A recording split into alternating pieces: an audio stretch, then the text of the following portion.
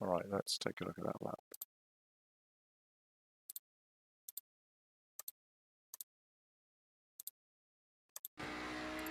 Let's change that camera quickly.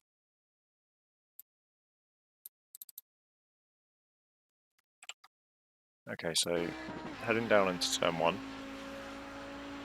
My braking reference is the traffic lights here at the 100 board. And then turn 1 is kind of tricky. It's important not to use too much brake pressure, otherwise you'll lose the rear, or you'll, depending on what your brake bias is set to, you'll start to overwork the fronts and you'll just run wide. So brake pressure is really important here. Use all the track and then pick up a late apex for turn 2.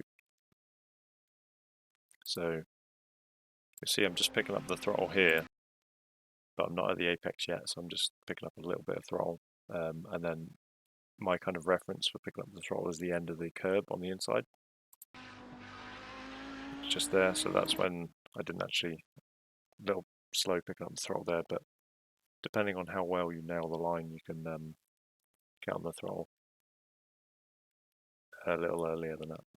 And then obviously we're going to use all the track here, and then get the car back over to the right, ready for the S's, which is just compromise all the way through. So back over to the right, I leave the car in third all the way through, and then obviously first left we're taking the apex, and then try not to track out too much. Try and imagine like a sort of a center line down the track.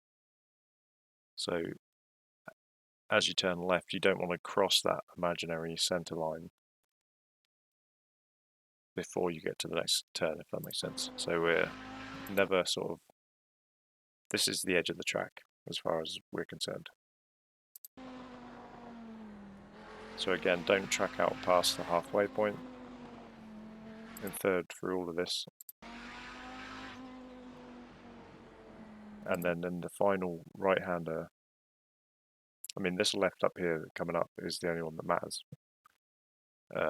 So this one, again, we're not going to track out past the middle of the track.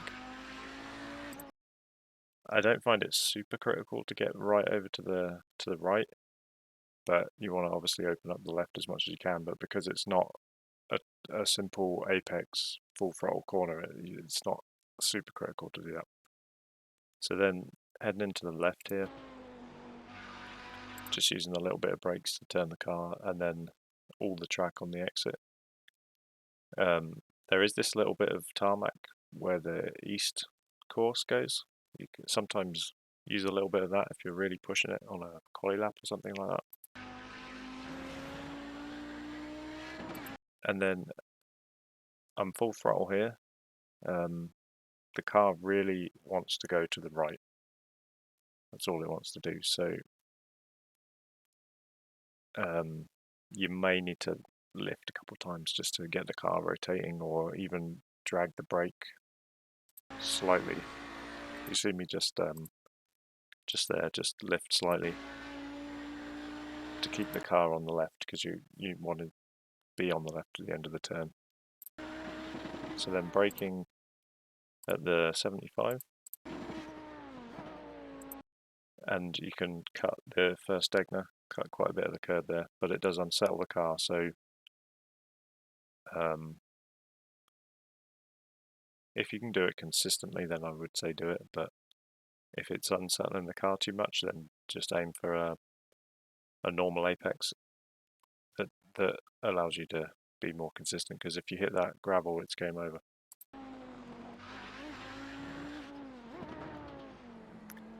Degner 2 is just you can cut the curb again. Again, it unsettles the car, and on the exit you can run just a little bit wide like that.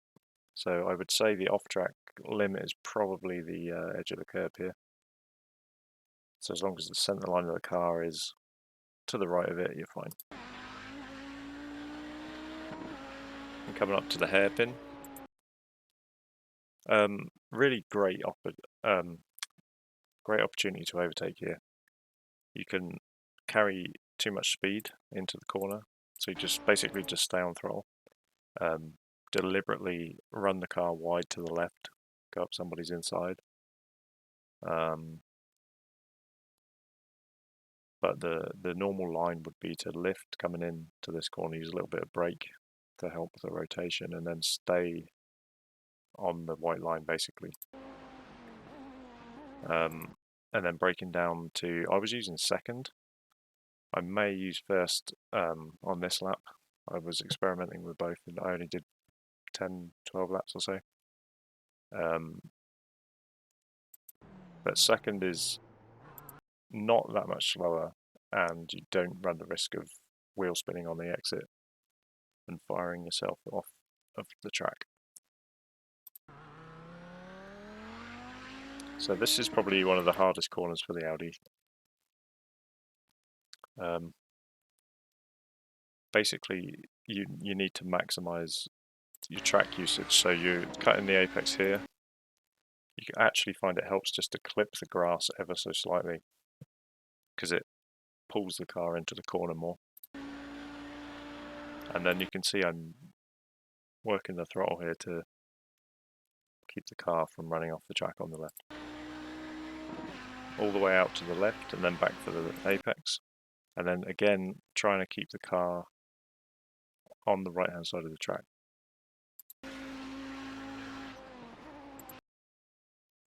There's not a good braking reference for this.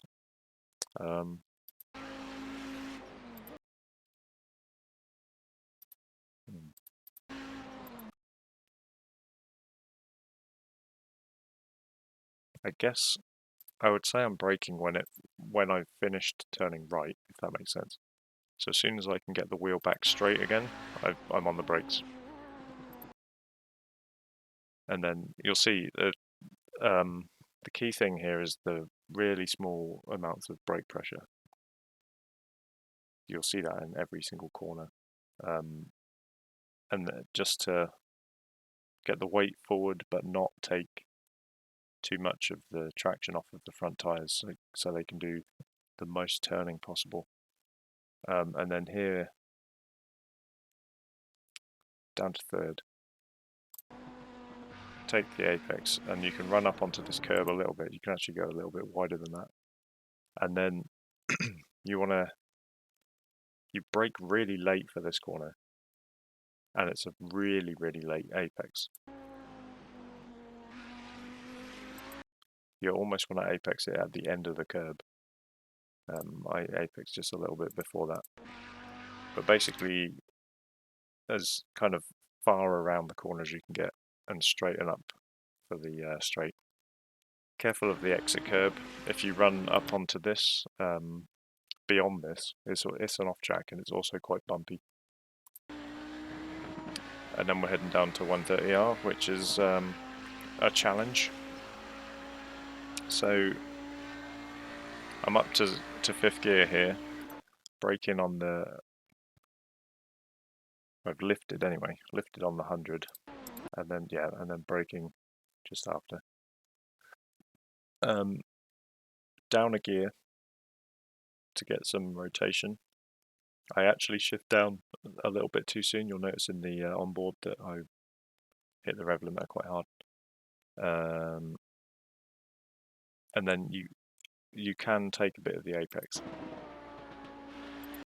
This lap was probably one of my cleanest attempts through here. Usually I was taking a little bit more curb, which was unsettling the car, and then it's quite hard to keep it on track on the exit.